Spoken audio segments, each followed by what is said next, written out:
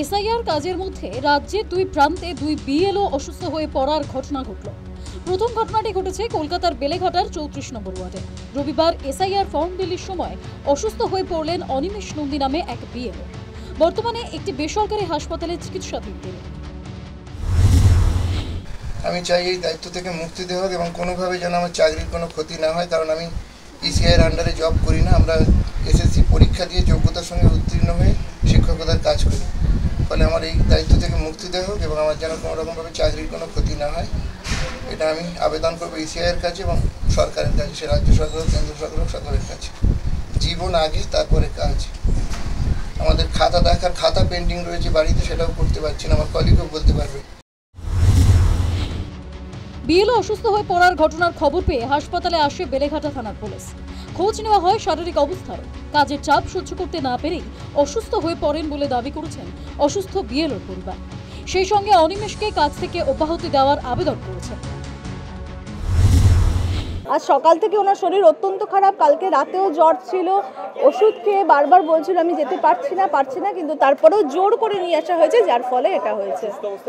হ্যাঁ, উনি অসুস্থ অবস্থায় বেরিয়েছেন, জ্বরের ওষুধ খেয়ে বেরিয়েছেন এবং ঘুম হচ্ছিল না।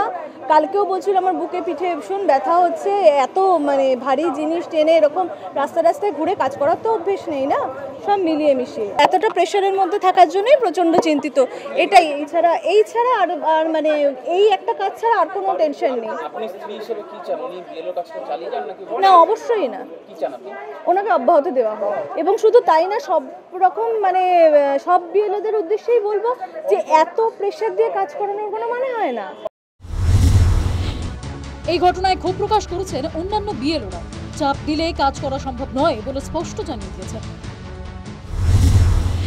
আমাদেরকে বিএলও অ্যাপে সেগুলোকে ডিজিটালাইজ করা হচ্ছে।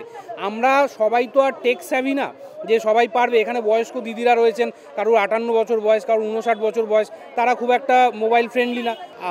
কর্তৃপক্ষের ভেবে দেখা উচিত যে ডিজিটালাইজেশনের কাজ আমরা করতে পারবো না, এটা আমাদের কাজ না, এটা ডেটা এন্ট্রি অপারেটরকে দিয়ে করাতে হবে।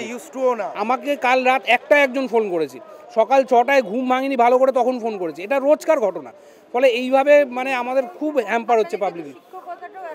শিক্ষকতা তো আমাদের লাটে উঠেছে, স্কুলে আমরা যেতে পারছি না, স্কুলের সামনে পরীক্ষা, ফাইনাল পরীক্ষা। আমি একটা স্কুলের প্রধান শিক্ষক। যদিও বিএলওদের সুষ্ঠুভাবে কাজ করার আবেদন জানিয়েছে রাজ্য বিজেপি। আপনাদের চাকরি সবার আগে, সেই জন্য কারো কথাতে, কোনো নেতার কথাতে, বিজেপির নেতা হোক, তৃণমূলের নেতা হোক বা অন্য কোনো দলের নেতা হোক, কারো কথাতে অনৈতিক কাজ করবেন না, বেআইনি কাজ করবেন না। যদি কেউ মৃত হয় তাকে মৃত দেখাবেন, যদি কেউ এখান থেকে চলে গিয়ে থাকে তাকে চলে গেছে বা ডিপ্লেসড সেটা দেখাবেন। বিএলওদেরও হেল্পলাইন হওয়া উচিত, যে বিএলওকে যদি কোনো তৃণমূল কংগ্রেস নেতা ধমকি দেয় যে আপনি মৃত ভোটারটির নাম রেখে দিন, আর সে বাধ্য হয় সেখানে পরিস্থিতির চাপে পড়ে, সেটাকে কারেকশন করার জন্য জায়গা থাকে, হেল্প সেন্টার বা নির্বাচন কমিশনের তরফ থেকে এই ধরনের ব্যবস্থা থাকা উচিত। শুধু কলকাতা নয়, বিএলও অসুস্থ হয়ে পড়ার ঘটনা ঘটেছে বোলপুরে। শ্রীনিকেতনের 178 নম্বর বুথে কাজ করার সময় অসুস্থ হয়ে পড়েন গোলাম নেহেরু মণ্ডল নামে এক বিএলও। বর্তমানে হাসপাতালে চিকিৎসাধীন তিনি।